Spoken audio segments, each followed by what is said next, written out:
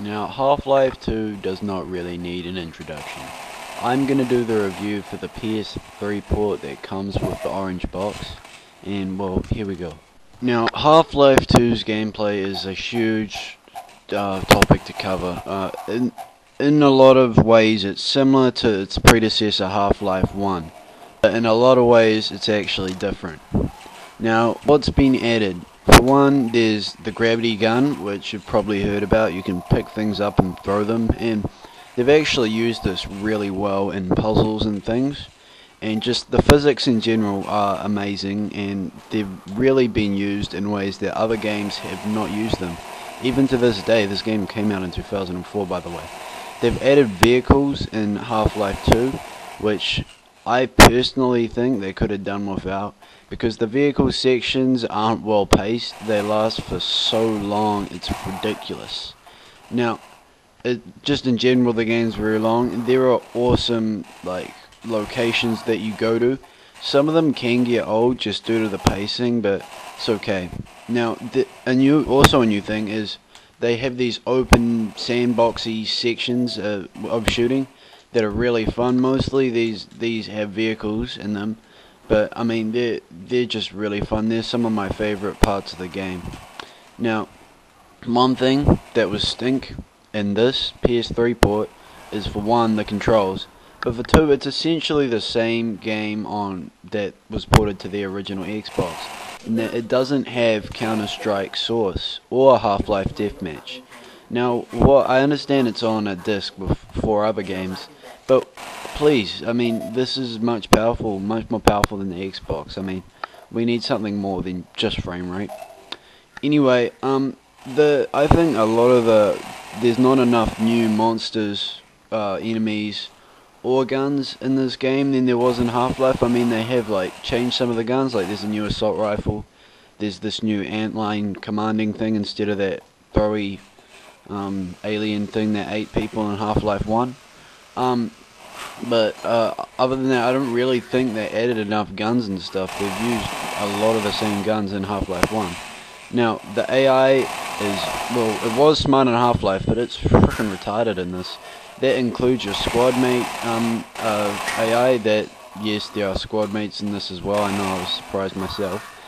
And but also the gunplay, it feels real old school and just shallow, because I actually think that they put you in more tactical situations in the original Half-Life. In this Half-Life, not so good, though. I've said a lot of bad things about Half-Life 2.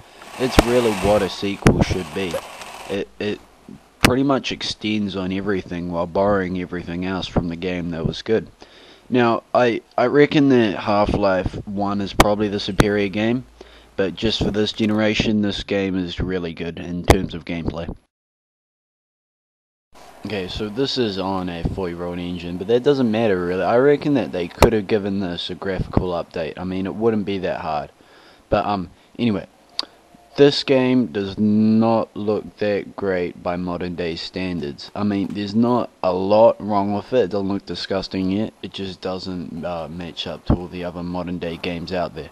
Anyway, what's good about it is probably the best part of Half-Life 2's presentation is definitely the facial animations. I mean, there's actual muscles in the people's faces that let them pull off these really realistic expressions.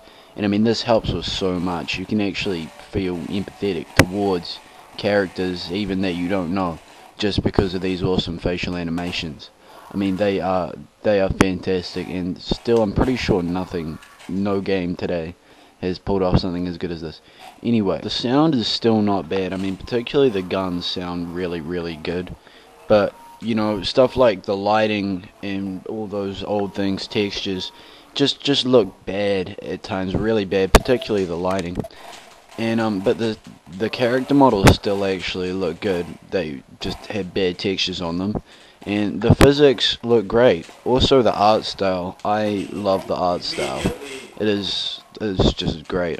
That's probably why I enjoyed the game so much.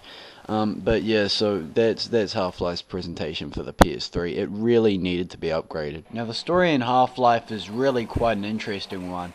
It is great in my opinion. It starts off sort of shallow, and I guess it is always quite a shallow story. But it's just the illusion of immersion all the time is just great. You always feel like you're there, and I mean, some of the characters are great. You really feel for them, even though there's not a lot of situations involving story. And it really picks up towards the end mainly, and it remains mysterious, which is probably what I like about it. And you may have heard it ends on a massive cliffhanger, but I really like it, to be honest. It could have been better, it could have been consistent, and overall I think that it was a good story, but it just needed a little more. Still, I mean, it's great, okay? It's probably the best part of Half-Life, to be honest. Now, Half-Life 2 has some unforgettable moments in it, but for the most part, I felt it wasn't as good as it was consistently. They could have shortened the game and made the pacing a lot better. Anyway, I think in general, the gameplay in Half-Life 1 was so much better, but the story really did it for me in this, and though the presentation is old, I mean, it was great for its time, and it still looks okay. So in general, I pretty much recommend getting this for Orange Box. I mean, it's a great deal. You get 5 other games as well, so why not? But yeah, so it's recommended for me. It isn't quite as good as I thought it would be, and it kind of disappointed me a little bit, but I mean, it's still a great game. By all means, buy it.